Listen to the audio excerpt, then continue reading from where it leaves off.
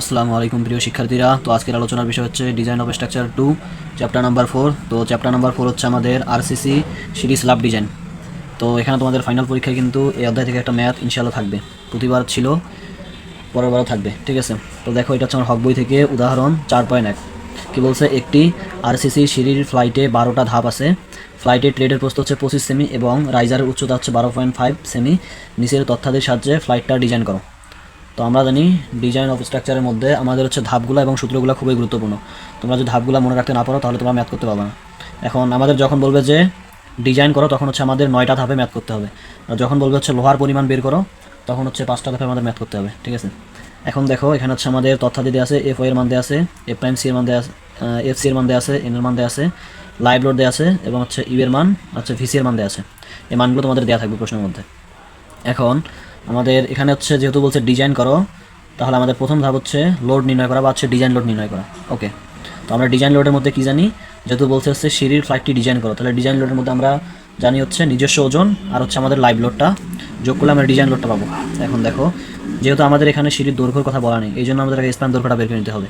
Span দৈর্ঘ্য দেখো, আমাদের সিঁড়ির ধাপ আছে হচ্ছে 12টা ধাপের সঙ্গে আমরা যখন ট্রেডের প্রস্থ গুণ করে দিব তখন হচ্ছে আমরা কি পুরা সিঁড়ির দৈর্ঘ্যটা পাবো, ঠিক আছে? তাহলে দৈর্ঘ্য পেলাম হচ্ছে কত? দেখো 300 সেন্টিমিটার, 3 মিটার। এখন কিন্তু আবার দেখো ওয়েস্ট স্ল্যাবের পুরুত্বটা দেয়া নেই, ঠিক আছে? ওই জন্য পুরুত্বটা আমরা এসিকেল 15 সেমি ধরে নিব। এখন হচ্ছে আমরা 1 মিটার স্ট্রিপ যদি বিবেচনা করি তাহলে হচ্ছে আমাদের প্রথমত যেটা স্টেপ, এটা হচ্ছে ওয়েস্ট স্ল্যাবের ওজন নির্ণয় করব। এই সূত্র হচ্ছে আমাদের S into root over T square plus R square plus T square into 1, যেহেতু 1 মিটারের জন্য ইন্টু 1 ইন্টু হচ্ছে 24 ভাগ হচ্ছে টি। এটা হচ্ছে আমার ওয়েস্ট স্ল্যাবের ওজন। তো ওয়েস্ট স্ল্যাব কী জিনিস এটা তোমরা অতি সংক্ষিপ্ত প্রশ্ন বললেই বুঝতে পারবা। ওকে, এখন হচ্ছে আমাদের স্টেপের ওজন। তো এস হচ্ছে আমার এখানে কি? এস হচ্ছে পুরুত্ব 15 ইন্টু এখানে আর হচ্ছে আমার কি? আর হচ্ছে আমার রাইজারের উচ্চতা 12.5 স্কোয়ার প্লাস টি হচ্ছে আমার ট্রেডের প্রস্থ 25 স্কোয়ার ইন্টু হচ্ছে 1 ইন্টু 24 ভাগ হচ্ছে টি এর মান হচ্ছে 25। ক্যালকুলেশন করলে কত আসে? 402.50 কেজি পার বর্গমিটার আসলো। এটা পেলাম আমরা হচ্ছে ওয়েস্ট স্ল্যাবের ওজনটা।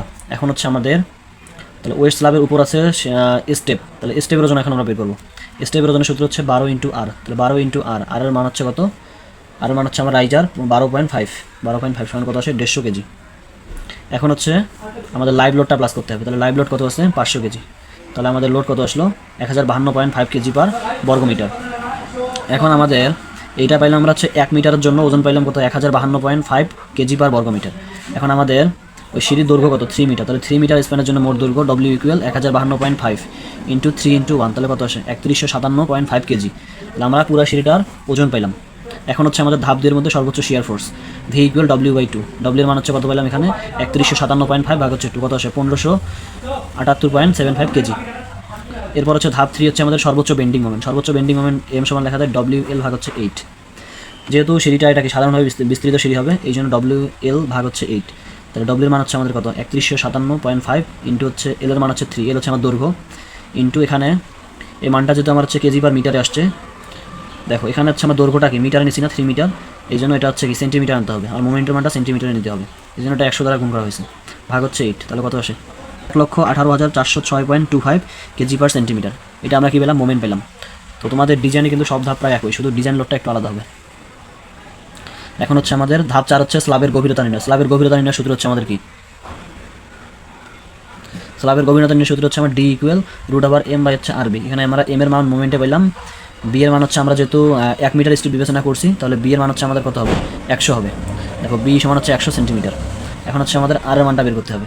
তো আর এর সূত্র আমরা কি জানি? আর সমান লেখা যায় হাফ এফ সি জেকে। তাহলে হাফ ঠিক থাকলো ইন্টু এফ সি এর মান প্রশ্নে দেওয়া আছে 94। ওকে, তাহলে 94 ইন্টু এখন হচ্ছে আমার জে আর কে এর মানটা অজানা, তাহলে আমার এ সমান লিখতে পারি এন বাই হচ্ছে এন প্লাস এফ এস ভাগ হচ্ছে এফ সি। তো আমাদের এন এর মান হচ্ছে 10 ভাগ হচ্ছে 10 প্লাস, আর এফ এস এর মান দেওয়া আছে প্রশ্নের মধ্যে 1400 ভাগ এফ সি এর মান হচ্ছে 94, তাহলে কত আসে? 0.401। এখন এখান থেকে আমরা জে এর মান বের করতে হবে। জে সমান লেখা যায় 1 মাইনাস কে বাই 3, তাহলে ইকুয়াল 1 মাইনাস কে এর মান কত পেলাম এখানে? 0.401 ভাগ হচ্ছে 3, কত আসে? 0.86।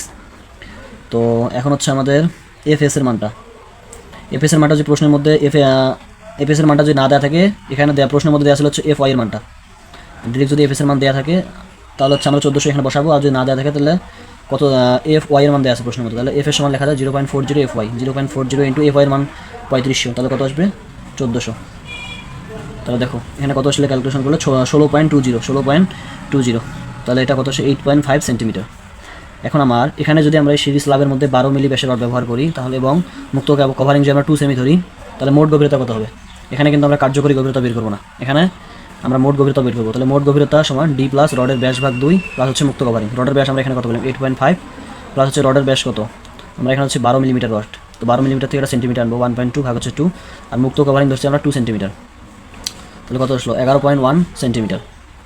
ওকে, তো এইটা পাইলে আমরা হচ্ছে আমরা মোট গভীরতা, কিন্তু আমাদের এখানে পুরুত্ব ধরছি হচ্ছে কত 15 সেন্টিমিটার, তাহলে 15 সেন্টিমিটার থেকে আমাদের গভীরতাটা কম আসলো, তার মানে হচ্ছে কি এটা ডিজাইনটা মানে গভীরতা যেটা বের করলাম এটা আমার ঠিক আছে। এখন হচ্ছে আমাদের টেনসাইল রেনফোর্সমেন্টের ক্ষেত্রফল নির্ণয়। তো টেনসাইল রেনফোর্সমেন্টের ক্ষেত্রফলের সূত্র হচ্ছে আমাদের S equal M by F F Z D. তো এম এর মান আমরা ধাপ 3 পাইছি মোমেন্টে 1,18,406.25 ভাগ হচ্ছে এফ এস এর মান 1400 ইন্টু জে এর মান তো এখানে পেলাম 0.86 ইন্টু ডি এর মানটা আমরা এখানে এই যে কার্যকরী গভীরতা এখানে যেটা পেয়েছিলাম এইটা বসাবো 8.5, আমাদের মোট গভীরতা কিন্তু এখানে বসা যাবে না। ওকে, তাহলে কত আসে দেখো 11.56 বর্গ সেন্টিমিটার। এখন আমরা আবার যদি হচ্ছে 12 মিলিমিটার ব্যাসের রড ব্যবহার করি টেনসাইল রেনফোর্সমেন্টে, তাহলে দেখো এই 12 মিলিমিটার ব্যাসের রডের ক্ষেত্রফলটা কত আসে S equal pi into D square. তো 12 মিলিমিটার থেকে এটা সেন্টিমিটার নেব 1.2, ঠিক আছে, কত আসলো 1.13 বর্গ সেমি। তাহলে আবার এখন ব্যবধান বা স্পেসিং এস ইকুয়াল মানে আমরা কত ব্যবধানে রডগুলো বসাবো এইটা, তাহলে এস ইকুয়াল লেখা যায় বি ইন্টু এস। এস হচ্ছে আমার এই ক্যাপিটাল এস, এই 12 মিলিমিটার ব্যাসের রডের, ভাগ হচ্ছে এই স্মল এস হচ্ছে এটা হচ্ছে ক্যাপিটাল এস। ক্যাপিটাল এস এর মান কত পেলাম 11.56, আর স্মল এস এর মান হচ্ছে 1.13, তাহলে কত আসে 9.76 সেন্টিমিটার। কিন্তু আমরা এটা ধরবো হচ্ছে 9.5 সেন্টিমিটার, একটু কমায় রাখবো centimetre, 9.5 centimetre centre to centre. Centre to centre বলতে মানে একটা রডের কেন্দ্র থেকে অন্য রডের কেন্দ্র পর্যন্ত দূরত্ব হচ্ছে 9.5 সেন্টিমিটার সেন্টার টু সেন্টার। ওকে,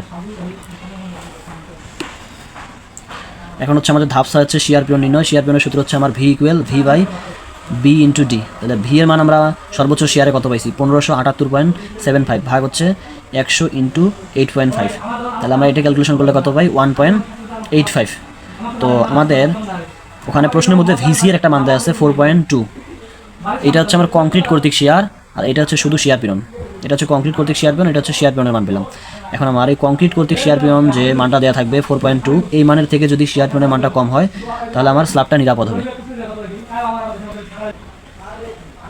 এখন হচ্ছে আমাদের ধাপ 7 বন্ড পিরন নির্ণয়। বন্ড পিরনের সূত্র আমরা কি জানি ইউ সমান, এটা ইউ হবে ইউ সমান V by summation not into Z D. তো আমাদের এখানে শুধু সামেশন নটের মানটা অজানা, সামেশন নট সমান লেখা যায় পাই এন ডি। তো পাই এন পাই ডি, তাহলে এনটা হচ্ছে আমার রডের সংখ্যা, রডের সংখ্যা আমরা বের করবো। আমরা যেহেতু দৈর্ঘ্য ধরছি হচ্ছে 1 মিটার স্টেপ বিবেচনা করছি, তাহলে 1 মিটার সমান হচ্ছে 100 সেন্টিমিটার, তাহলে 100 ভাগ হচ্ছে আমাদের ব্যবধান হচ্ছে 9.5। তাহলে আমরা ব্যবধান থেকে যদি মোট দৈর্ঘ্য থেকে যদি আমরা ব্যবধানটা বাদ দেই তাহলে হচ্ছে আমরা কি রডের সংখ্যা পাবো, এন হচ্ছে আমার রডের সংখ্যা, ভাগ হচ্ছে পাই ইন্টু হচ্ছে কত পাই ইন্টু আবার হচ্ছে ডি এর মান হচ্ছে কত রডের ব্যাস কত 1.2, কত আসলো 39.68 সেন্টিমিটার।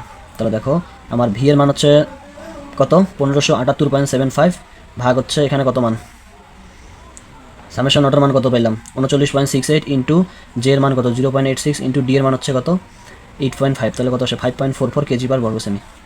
এখন হচ্ছে আমার টেম্পারেচার বার নির্ণয় করবো। টেম্পারেচার বারের সূত্র হচ্ছে কি এ প্রাইম এস ইকুয়াল লেখা যায় 0.0025 বিটি।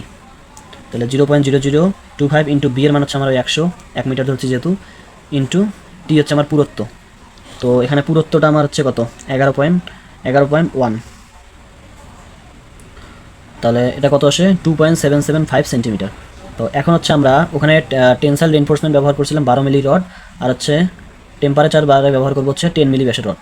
তো এখানে যদি আমরা হচ্ছে 10 মিলি ব্যাসের রড ব্যবহার করি তাহলে এ প্রাইম এস ইকুয়াল লেখা যায় পাই/4 ইন্টু ডি স্কোয়ার।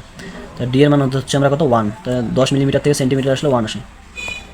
এখন আমরা যদি এখন ব্যবধান বের করতে চাই তাহলে S equal B into small S ভাগ হচ্ছে ক্যাপিটাল এস। স্মল এস এর মান হচ্ছে কত 0.785 ভাগ হচ্ছে ক্যাপিটাল এস এর মান কত পেলাম 2.775, তাহলে এটা কত আসে 28.28। এটা হচ্ছে আমরা 28 সেন্টিমিটার সেন্টার টু সেন্টার ধরতে পারবো, মানে আমার এই টেম্পারেচার বারটা 28 সেন্টিমিটার পরপর করে বসবে। এখন হচ্ছে আমার ড্রয়িং। দেখো ড্রয়িংটা হচ্ছে তোমরা কেমনি করবা, প্রথমত একটা সিঁড়ি অঙ্কন করবা 3টা ধাপের। এখন হচ্ছে আমার এই যে লম্বা যে বারটা দেখতেছো এটা হচ্ছে আমার এই লম্বা বারটা হচ্ছে আমার টেনসাইল রেনফোর্সমেন্ট বা হচ্ছে প্রধান বার বা মেইন বার বলতে পারো। তো এটা আমরা কত ধরছি 12 মিলিমিটার ফাই মেইন বার, এর ব্যবধান পাইছি আমরা কত 9.5 সেন্টিমিটার সেন্টার টু সেন্টার। আর হচ্ছে এখানে যে এই যে ফোটাগুলো দেখতেছো এটা সাধারণত হচ্ছে কি টেম্পারেচার বার বা ডিস্ট্রিবিউশন বার। তো এটা আমরা কত পাইলাম দেখো, 28 সেন্টিমিটার সেন্টার টু সেন্টার ব্যবধানে এই বারগুলো বসবে। ওকে, তোমরা যদি এই ম্যাথটা যদি বুঝতে পারো, তাহলে তোমাদের যদি অন্যভাবে যদি প্রশ্নের মধ্যে দেয় যে স্ল্যাবটির টেনসাইল রিইনফোর্সমেন্ট নির্ণয় করো বা রডের পরিমাণ নির্ণয় করো, তাহলে ধাপ 5 পর্যন্ত শেষ করতে পারবা। আর যদি বলে টেম্পারেচার বার ও টেনসাইল বার নির্ণয় করো, তাহলে হচ্ছে প্রথমত তোমরা ধাপ 5-এ টেনসাইল বার নির্ণয় করবা, তারপর হচ্ছে ধাপ 6 এই টেম্পারেচার বারটা নির্ণয় করে দেবা, শেষ।